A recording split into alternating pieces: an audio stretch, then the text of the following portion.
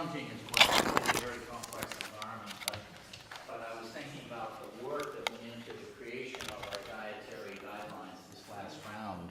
Very contentious issue because it touched on industries across the U.S. and some of the messages we just heard in terms of eat less processed food, example, as one of the areas of recommendation, or enjoy your food, but eat less. We have a challenge in the U.S. The average American eats 500 more calories a day than was true back in the 1960s. So you can imagine the pushback from certain sectors when we said, wait a minute, you're telling people to eat less? But that's one of the challenges that we have, and certainly eat less processed food. When those dietary guidelines, I might just say as an aside, in the U.S. the way policy is made, once it's either put into law or federal regulation, you must provide a lengthy period for public comment. And for these dietary guidelines, we had record numbers of comments. We had over 230,000 individual comments on that, on the dietary guidelines. And they reflected the level both of interest, but also the fact that it was touching on so many spaces in terms of both personal lives, but also industries across the country. Now, I wanted to say that communication is a core challenge weaving through all of our efforts. How do we translate those dietary guidelines? We're refining our education materials, combining traditional education with evidence-based strategies or interventions, so that, for example, in the nutrition arena, we found that a lot of this was one-on-one, really didn't generalize very much, and we have tried to engage more of what was referred to as sort of the passion or the inspiring aspects of education.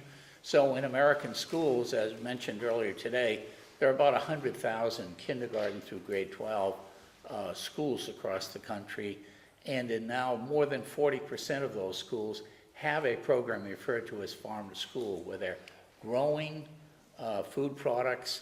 It may be, I won't say industrial size, but it may be several acres, or it may be as simple as several raised beds of 10 or 12 feet apiece. But it's a way of, again, educating children to where food and how food is grown. And we have seen this in our efforts to, we're confident that we've adopted healthy nutrition standards for the school meals. But that's only part of the battle. If the students don't consume that food, then we haven't really spent a Pyrrhic victory. So we find that the promotion of more locally grown foods, when you can educate students to where food comes from. I recall following third graders in a line a couple of years ago, going along the food line, and I saw this third grader reach in as he made the choice for something green. And I turned to him and I said, what is that you're taking? He said, it's kale. We grow it here. I think when I was that age, it would have taken the police department to make me go select kale voluntarily. But it was an example of touching kids. And recently, when I was down in New Orleans in a school that had been rebuilt, previous one destroyed by the hurricane there about 10 years ago, second grader is sitting next to me. I was so fascinated with their ability to engage with me, a stranger, that after a few minutes, this little girl looked up at me and said, "Mister, if you're not going to eat your broccoli, I'll eat it for you." I thought, wow, we're winning on this. And again, it's an effort of both. I think the chefs here, we've heard a lot of that today, make food attractive, make it tasty. Don't just make it a prescription in the form of almost a medication. And so we've been working to really highlight more that aspect of deploying meals in the schools, in the belief that, again, you can educate the palate. We have a program in the nation's schools that serve the highest percentage of poor children, called the Fresh Fruits and Vegetables program, because that's the part of the American diet that most people do least well on, of all income levels, but certainly low-income households.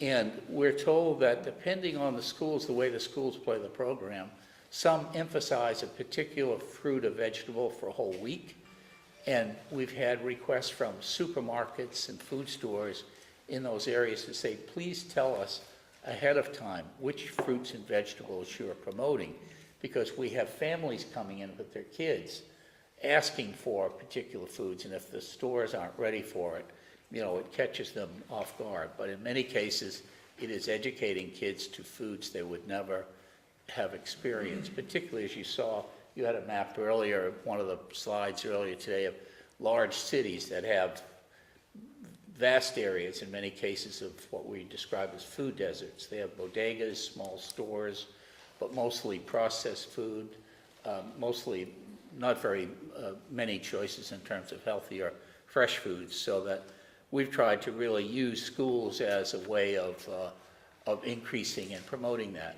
But we've also moved to the social media as well. I mentioned the large number of comments on the dietary guidelines. Well, we've seen studies that show that food advertising per se has gone down in the traditional media, newspapers, television stations, and so on, but paid advertising has increased tremendously in the social media over the past period of years, so that we're trying to move more effectively into that space as well. And we recognize the importance, as we've heard a number of times here, on the social media side. But we're also strengthening what's referred to in the U.S. as the nutrition facts label. And it's currently, unless you're a professional dietitian, a nutritionist, even if you look at that facts label, it can be very confusing to you unless you recognize what those foods are. The various ways sugars are described, for example, and the way in which calories may or may not be described on that. So the Food and Drug Administration is requiring now a new facts label for foods that will really include portion sizes in terms of instead of just the total package, what's the portion size and how many calories are associated with that. And we see more evidence of people paying attention to that, and we're trying to incorporate that into the various nutrition education programs that we promote. And on the side of social media, those dietary guidelines now in the My Plate icon that I displayed earlier this morning, we have websites that take that information and allow the public to access it. We have one website, the Super Tracker, that has about 7 million registered users, and about half of them come on regularly every few days. And you can program in what you had to eat today, and it'll give you a rundown on how you're doing in terms of calorie-wise. So, because a lot of advertising is very confusing to people, purposely so, we believe. And at least this gives you at least a basis to look at how you're doing relative to others. So that plus efforts with, as I mentioned earlier, promoting more access to local foods. We deal a lot with industry as well, and I was struck a year or so ago by the principal dietitian or economist, for the grocery industry in the U.S., who had left that industry, their national association, about 20 years ago, and had come back just within the last 2 years. She said 20 years ago, if you were asked somebody in the U.S., what's the definition of a terrific supermarket, they would have said a market that has a wonderful meat section, that has butchers and wonderful meat choices. She said it's all changed now, that people come into a supermarket and their definition of the best markets are those that have the largest produce section. And as we heard today, those that emphasize more locally grown or locally processed, obtained foods. So we're trying to parallel our efforts to that on the government side to follow what consumers are saying, to say, how are we deploying our programs for pregnant women, very young children, school-age children, even all the way up through even the food banks of food rescue operations, but also emergency feeding sites across the U.S. It's an astounding number. There are now 50,000 locations in the U.S. for emergency feeding, suppers, breakfast, lunch, or emergency shelters, 50,000 of them, that are serviced by just over 200 food banks that become the distribution centers. And each of those food banks are part of a network called Feeding America. And they have a goal nationally of making 45% of the foods they distribute, fruits and vegetables. Produce is a major priority for them. And I've visited a number of them across the country where they're expanding, as we heard the chef this morning reference, limited freezer or cooling capacity in many emergency food outlets. Well, across the U.S., the food banks are clearly moving much more fully into that, where they have the opportunity. And finally, I would say, as was mentioned here, foods that inspire, or delivery mechanisms that inspire. I've been going out to schools, high schools in particular, that are now introducing these healthier meals through food trucks.